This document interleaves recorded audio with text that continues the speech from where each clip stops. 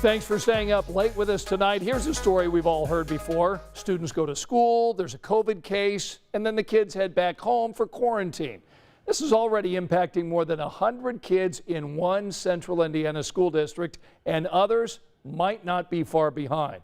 COVID cases right now are spiking. Lots of kids are not eligible for the vaccine, and dozens of school districts are making masks optional. So tonight, we want to take a look into this problem at Anderson schools, closing several classrooms. We're going to break down this drastic spike that we're seeing in COVID cases, but we want to begin tonight's big story with how parents are now preparing for what could be another fall semester full of changes. Beyond the normal back-to-school jitters, the continued concerns surrounding COVID are still there for parents, especially as the numbers continue to go up. I think this is the coolest. Wait, which one is The start of school is still a week and a half away for brothers Finn and Ewan Scott. Yeah. But they're all ready to go with new backpacks to start first grade and kindergarten. Anything beyond that, their mom Victoria says, is really just a wait-and-see kind of thing. If we learned anything last year, it's to be able to roll with it. So that's what Victoria's ready to do, should shutdowns or quarantines happen. There's going to be exposures.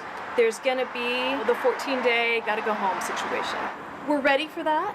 We're very lucky that we have enough flexibility with work that we can make that happen in a way that's not easy, but isn't overly complicated. Victoria says she's nervous her kids are going to school unvaccinated. The CDC hasn't opened up vaccines to kids Finn and Ewan's age. But Victoria is comfortable with the school's safety protocols, enough to send them. At present, I think the value of school for them at this age is too high to trade.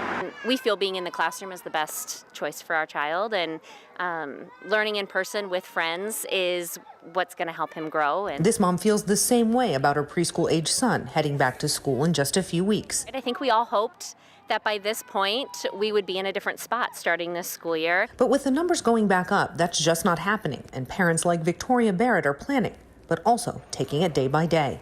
I was so prepared last year, and it was still bonkers. So there's only so prepared you can be for something like this. And when Finn and Ewan ask about a virus they're really too young to understand fully, their mom tells them one day they will. And your whole life, you are going to be the generation that lived through this as little children. And you're going to know eventually how hard everyone worked to make it okay for you. Anderson schools are seeing firsthand just how quickly these COVID cases can snowball. Let's break it down by the numbers. So far, 6 classrooms across 4 schools are under quarantine. We're talking more than 100 kids now spending the next 10 days at home.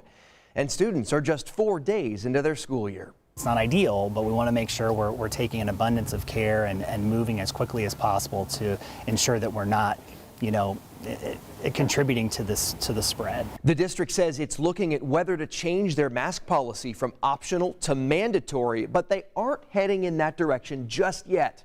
Right now, Anderson school leaders haven't shared the exact number of COVID cases across classrooms, but the last report released on Thursday showed at least 11 so far. The numbers we're seeing from the state of Indiana aren't really reassuring either. In fact, let's go ahead and show you a closer look. This dotted line here represents the 7-day average of COVID cases, and it has passed 1,000 cases for several days now. Part of what is so alarming right here is how quickly this number is climbing across Indiana. In fact, 30 days ago, our average of COVID cases, 229, but now it's nearly 4 times that. And the positivity rate across the Hoosier State is way up too, now 7.5%. Remember, the goal here is to be below 5. As more schools start back up, the state of Indiana is keeping track of these COVID cases in classrooms. Remember, you can check the school dashboard. That's on the State Health Department's website. In fact, we've got a link for you right now. It's on WTHR.com/coronavirus. And that wraps up tonight's big story.